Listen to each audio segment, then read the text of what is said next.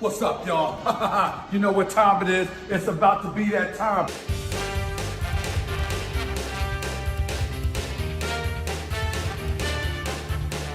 Damn, son, where'd you find this?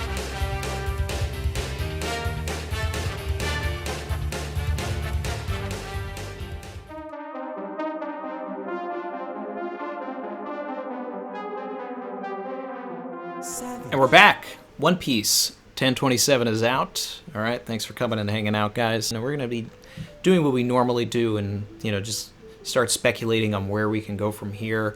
Don't forget to check out the new Blackbeard analysis/theory video, okay, called Dueling Fates. It's out now, okay?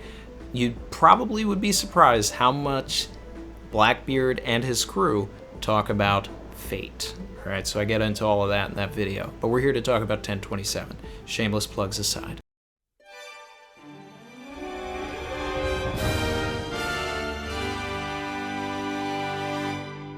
First things first, Momonosuke. He's doing it. What have we been talking about on this channel for nearly a year now, okay? I'm talking since November 27th, 2020. I went back and looked, all right? In this channel's very first live stream for a chapter, 997, Isopod super chatted and brought up the idea of Momonosuke paralleling the Hour of Legends and holding up Onigashima.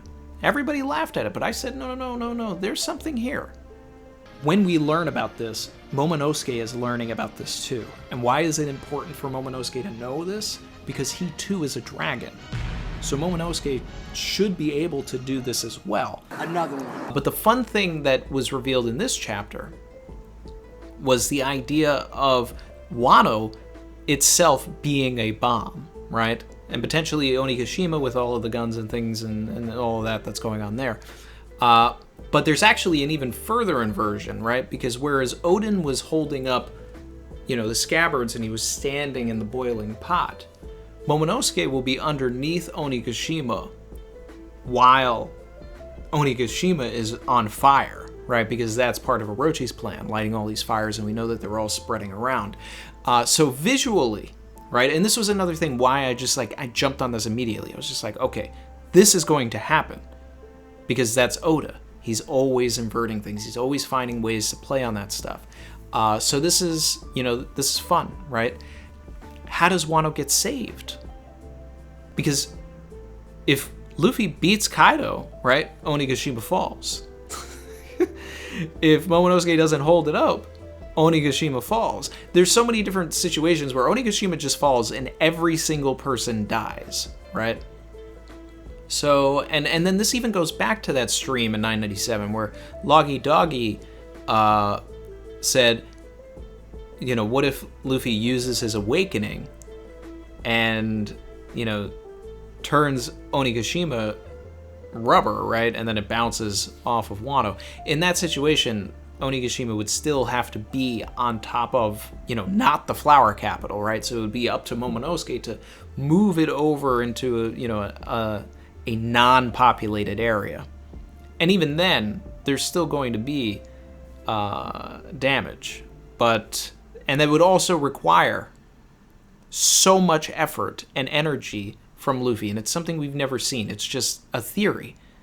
If Doflamingo's awakening can turn the surrounding area into string, and Katakuri with Mochi and so on, then Luffy can probably turn the ground into rubber and everything could be a bouncy castle, right? So I like the idea of that, but it would have to... Onigashima's pretty big. Even what Doflamingo was doing in Dressrosa is nothing compared to changing the properties of an entire island. Granted, it is crumbling, so maybe by the time Luffy was to do something like that, there wouldn't be as much of an island. There's a lot of hype around Luffy and Kaido, drawing the exact similarities that we had done last week to Roger and Whitebeard, splitting the skies. Oda is pushing us into that end game, and it's sort of bittersweet because it's like, this idea of Luffy splitting the skies seems so far away. And the fact that it's happened now really puts us in this mode that, we're in the end game now, while all of this Age of Ultron stuff is happening. Marvel stuff. Blending things, blending it all together, okay?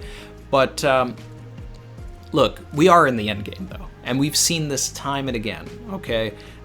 This is the birdcage, right? But not only is it the birdcage, Momonosuke underneath Onigashima holding it up. That's Zoro and everybody pushing the birdcage back, right? But we've seen this time and again in just about every single arc. Not that Oda repeats himself, but he has a set structure, and he goes back to it time and again, and he changes things around, flips it around. This is Alabasta with the bomb. This is Skypiea with the Raigo coming down now. This is Shinokuni and Punk Hazard. We've seen this time and time again. Oda, recycles the beats of each arc, but he just changes it around and he flips things around so that it feels different to us. But at the end of the day, the structure is always pretty much the same. This is the Buster Call and Eni's Lobby, right? That's where we are in the arc, okay? There's so many. If I sat here and thought about more, I probably could. This is the Noah coming down in Fishman Island. So we are reasonably toward the end of this arc. Getting into this King business, okay, what do we know about King? All right, he's part of an ancient race called the Lunarians that were wiped out probably by the world government in a grand cleansing, as they like to call it, probably during the Void Century. Okay, they can create fire, and King was with Kaido at least, 20 years ago, because he was part of the Odin flashback and that fight against Odin, right? So what does that do? Rules out a lot of people that King could be, because from a storytelling perspective, to only show us this part of him, right? And I know people were talking about a tattoo or something like that. I don't see it. I just see ripped leather. But to get into who he could be, right? We all know who he is. He's Gin, right? Finally, Gin is back. Thank you, Oda. We have been waiting, okay? No, I'm just playing. He's Douglas Bullet, right? Same hairline.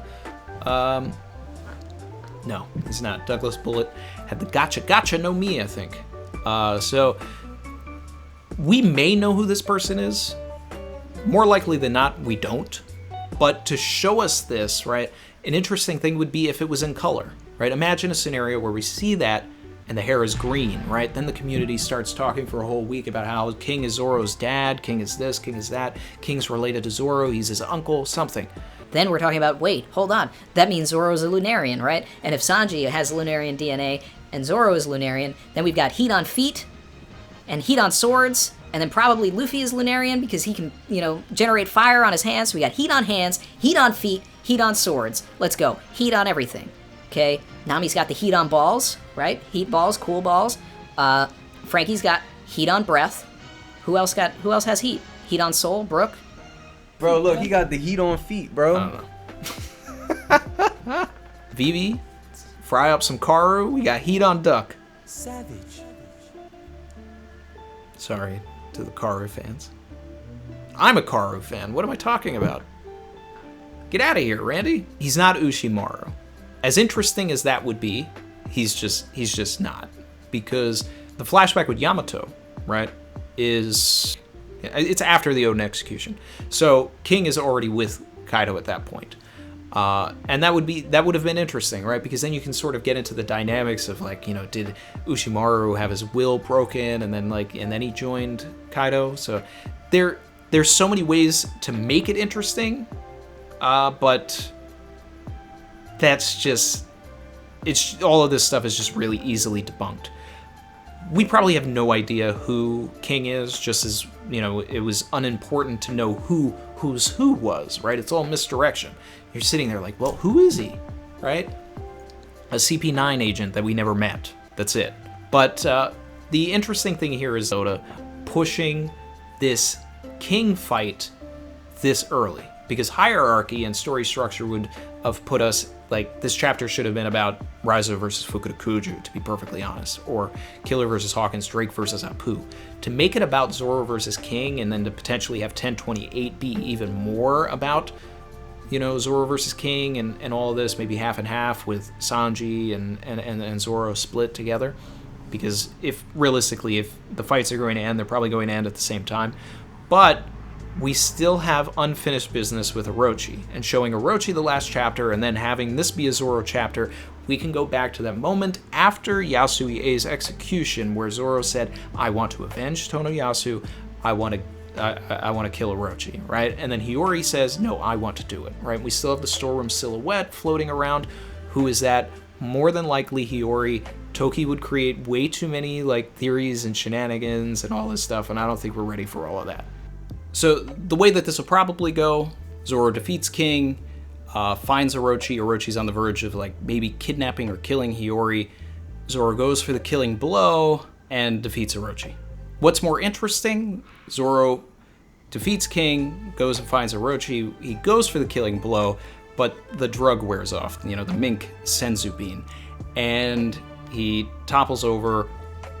Hiyori goes up, picks up either Enma or Wado Ichimonji or both, and then using, potentially Oden Nitoryu taught by Denjiro, and finishes off Orochi, right?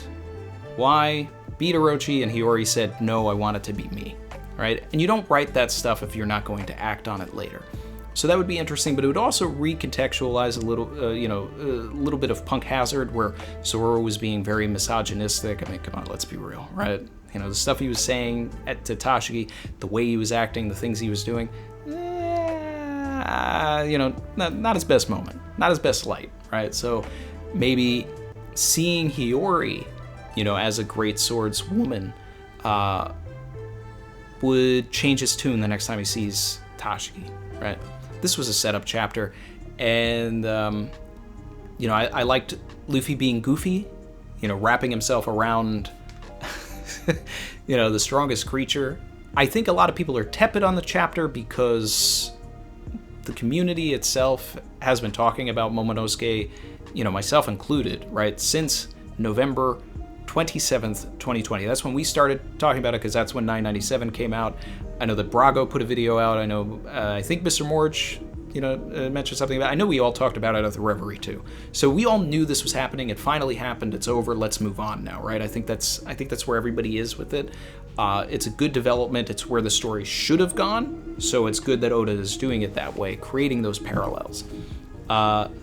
This King stuff really only works when we get the color, right? Because, and it should be noted that when Zoro gets knocked off of Onigashima, right? And shout out to Maxa for this joke, but my man, used this up B, right? In Smash Brothers. He got thrown off a Hyrule Castle, up B'd himself back onto Onigashima, okay? Give the man his flowers, okay? This man went like this, up B, whoop, yeah. But when he did that, it was right after hitting a blow on King that tore off the leather. So, and what did he say? He went, huh, right? And the only reason you're going to do that is if, one, what you're seeing is familiar to you, or two, if what you're seeing is unfamiliar to you, right? So what if King has, red skin, right? They can create fire, I don't know, maybe he's got burns all over him or something.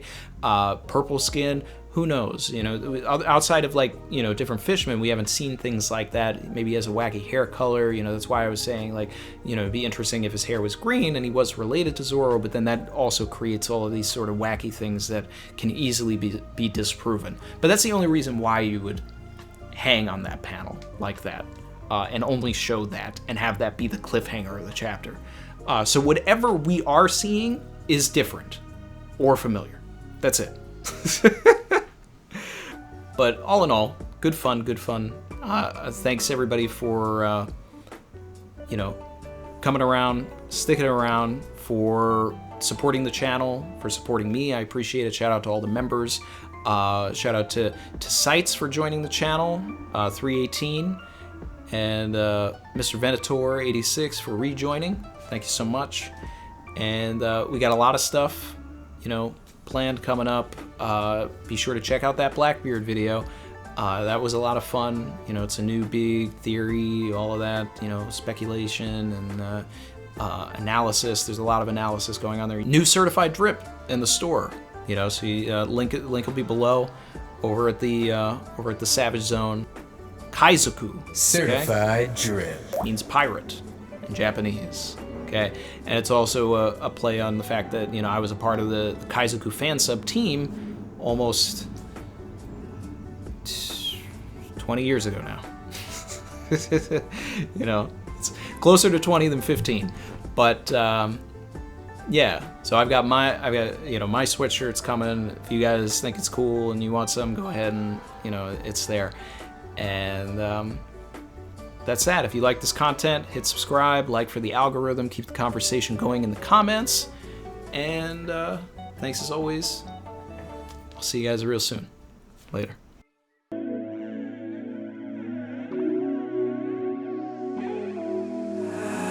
I've been swimming deep, deep. Savage.